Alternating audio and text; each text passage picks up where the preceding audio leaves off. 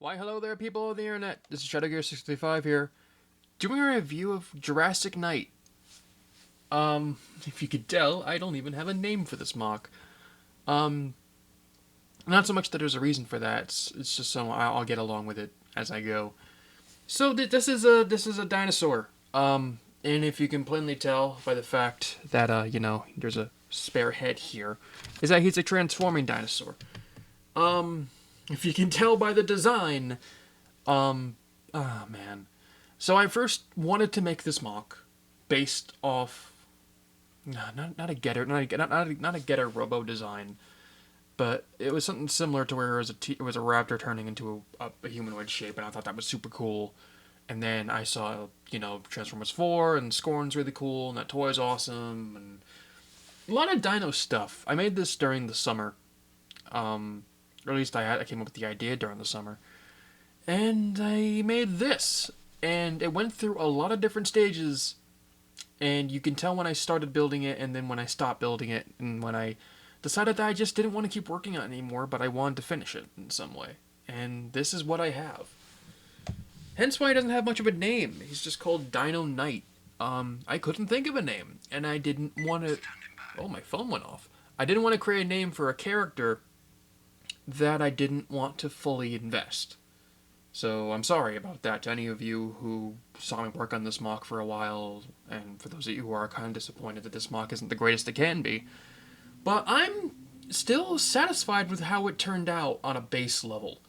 So I'll go over the dinosaur mode first. It's really clunky. It's really wonky.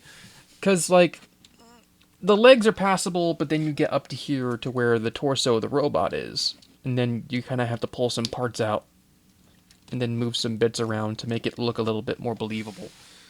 But you know what? It works. The only thing that doesn't work, particularly, are the arms, which look super silly. I wouldn't say super silly.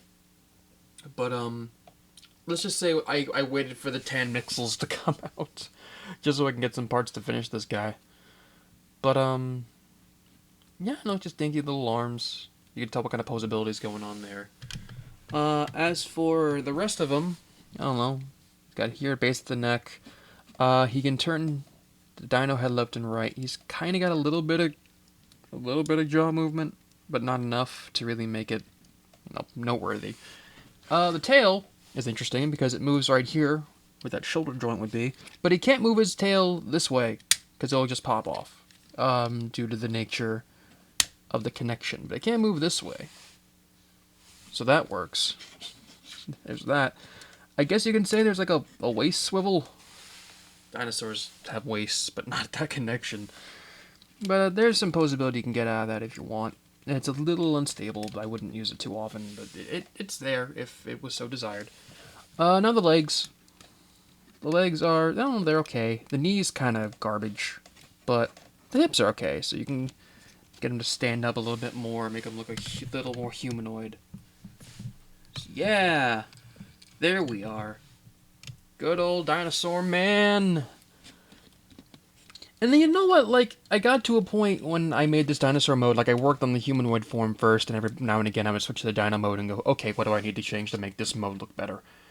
And I'm not typically the best at making transforming bionicles. It's a matter of, well, you can count, I guess you can count Morden because there's transformation in him, but he's mostly a system mock, and this mock is half system, half Technic, and I'll get into that later when I get into the robot form. And like the original version of Vespa was a transforming Technic mock, but it didn't really look like much of a wasp or a bee, so you can take that for what you will. But I feel like there are some really cool ideas I have in this that I guess you can say just legitimize the entire thing, but I don't know. I mean, he looks okay, like from certain views, like certain angles. Like that looks kind of cool. I took a picture of that on Flickr if you guys want to check that out. The link is always down below, along with my mock pages if you guys want to check that out. Even though I haven't updated mock pages in eons. So that's a thing. So let's get along and do the transformation of this guy. Now under the transformation, which It looks like exactly what you think it is, but there are some little bits in here that actually make it a little more involved. Zoom out a bit so we can get a full glimpse of what's going on here. Ignore the white walls on the side. Those aren't supposed to exist, but they are there. The walls of our mind. So, for the transformation, first thing you can do, obviously, is just kind of ignore the fact that everything is falling apart, because that was another issue with this MOC, is that, especially with the legs, because when I first made these legs, I needed brown bits, and all that I really had were the brown mixels. I'm just gonna, that's a thing. At the time, I only had a lot of brown parts from the brown mixels, so the legs kind of turned into system legs. And if I'm making a transforming dinosaur with system legs, when the legs probably should be the sturdiest part of the MOC, I guess that was my first downfall. But the armor placement's good. I mean, this giant chunk here, and this for the thigh. I mean, that looks sharp on its own. I'm like, if I didn't make this transforming MOC, I think this would have looked a lot better, and I would have taken my time to do other things. But then here's the torso, and this is where it gets a little bit more interesting. So I plug it back on here, and this is where the Dino mode would be like, raw, there. So what I have to do here, if I can just, get you balanced enough, and zoom in on that a little bit, is that if I take this hand connector here, I twist that around, and then there. If you can see here, there's a little stud on top. It's one of those 3 long axles with a stud on the top.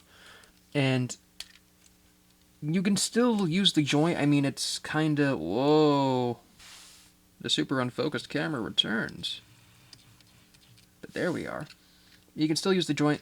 It pops and does that. But it pops back on. Back to the... Man. I built this thing by myself. It pops back on there. And then you just kind of push that down, secure that connection, and then put that stud into the little circular bit. And then he has more of a stable waist swivel. And here at the back, the little tiny dino arms, the only thing you can really do is kind of fold them onto his back. Nothing particularly fancy, but there we go. A little folded dino arms on his back. And we're almost there. Almost there. And let's go up here a little bit and zoom out. These little shoulder pads, they're meant to be pulled out enough to where everything can stay together, but sometimes the piece just falls right out. So what you do here is take that, flip that around, and then you can just put that shoulder back on. Same thing for the other side. And oh man, that's not supposed to happen. It's just, when I made this MOC again, I used the brown mixels, and then I wanted to continue and have do like half brown, half tan, kind of like, the pants shirt type of color blocking, which isn't popular, but I think it looks very good on some MOCs, and I thought it would look good on this, and it's debatable if it is or not. So, whoa, okay, things are falling apart. So, like, I just think the construction nature of this MOC is that half system, half Technic, so evenly split. Just like, hey, this is all system and all of this is Technic, and there are certain tolerances that don't really match up. So now you can tell shoulders are kind of loose. You just do this. Boop. There we go. Bring those shoulder pads up. And that's a nice little effect that you can just do this. And adds an extra little bit of movement in the shoulder if that was so desired. Also, this bit falls off like crazy. And then, last little touch. Just take the head and just unfold that little mixer joint. And boom. Here we go. There is the Jurassic Knight. And all of his somewhat glory. So now this is where the MOC actually gets really cool in some regards. So this is Dino Knight. Yeah, he looks alright. I'm so sorry if I feel not torn, but just like I'm everywhere when it comes to talking about this guy, because I'm disappointed in myself. They didn't turn out as well as I'd like him to, but there are still some aspects that still win me over on him. So the legs are exactly the same as the Dino mode. They're just, not as crunched together. But the knee kind of stinks because of the very, just like, you think this would be a a solid connection on the back for the leg, but it's not. It's not as solid as I wish it would be. And the brown feet from Ogrim are kind of sweet. The legs are fine. I mean, they're stable. Again, you got a hip, you got a knee, with limited ankle. I mean, it gets the job done, but you can't do any crazy poses. Now, the waist is where things get a little, if you can tell, just the mom spaghetti nature of this waist, just it's all floppy and just misconstrued. I mean, there's a waist swivel here at the top, right under the torso, and that's all fine and dandy. The issue is that if you try and move it enough, everything will just start disconnecting, and then it'll just turn into a big old mess. But if I try and move this, I have to hold part of the waist down so I can swivel them, which kind of stinks. But it's no one's fault other than my own. And that little piece is off, and I gotta fix that. It's bothering me. Enough of the arms.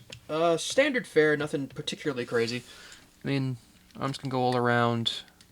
9-degree bend for each arm at the elbow, and this hand can go back a bit for the nature of the Dino head. And if you wanted to, you can just bring that down. Add some more crazy poses. You can't really bring his arms out as much, where I feel like that's an issue with a lot of my MOCs, like Minion and now this, where I can't really put their arms out. Also, this arm's just incredibly heavy to begin with.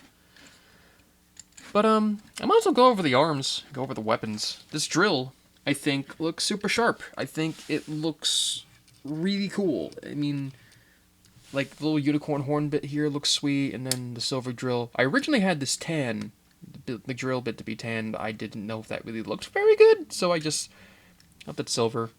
And then these little Mari pieces are a nice little effect. And it doesn't really spin. I mean, you can swivel this, but it's not supposed to swivel. But there's that. And the Dino head is just kind of sad. It's a sad little head. It's based off a forearm design I made years ago, and I just altered it to give it this. And, yeah, that's it's certainly a hand, an arm. I tried adding a hand into this, but it made the arm look too long, and I didn't know where to put the hand. I don't know. And lastly, the head, which, I used to have this mask before, and I don't know where I had it by, so I had to order a new one.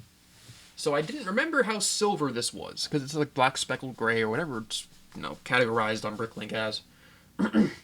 Excuse me. But, yeah, it looks silver enough to where it's not distracting.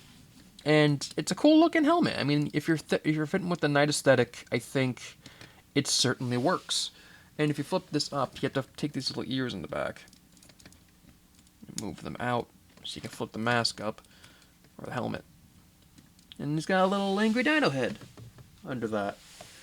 I had some sort of idea of like this was a man who was turned into a dinosaur, as opposed to a dinosaur that's turned into a man.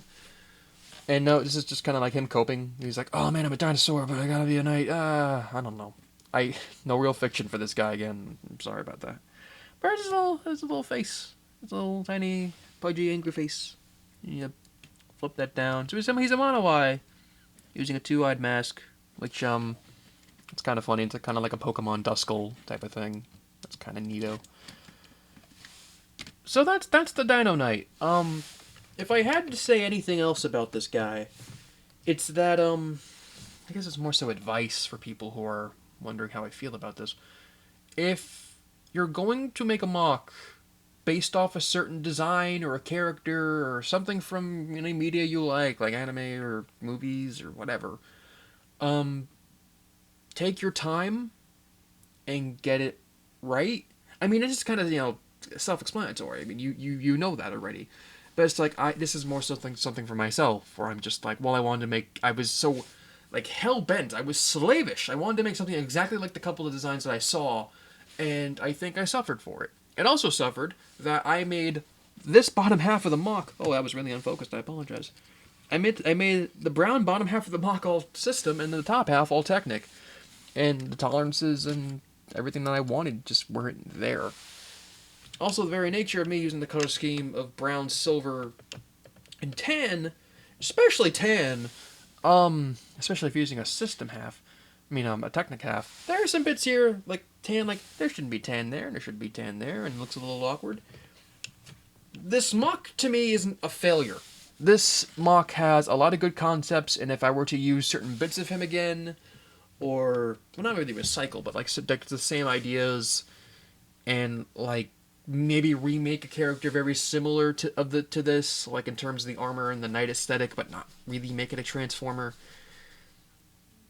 So, I guess I'm kind of par for the course in terms of transforming Lego MOCs. I feel like I'm a lot better at doing straight system transforming than something like this. But yeah, that's Dino Knight. I like him. He's not a winner in the slightest, but I think he's an alright MOC. So, anyway, I have rambled on long enough. This is certainly a 15-minute long review. This is Shadow Gear 655. I hope you all have a good day. And around the time this is going around, happy fall. It's fall time. See you next spring. Why'd I say that?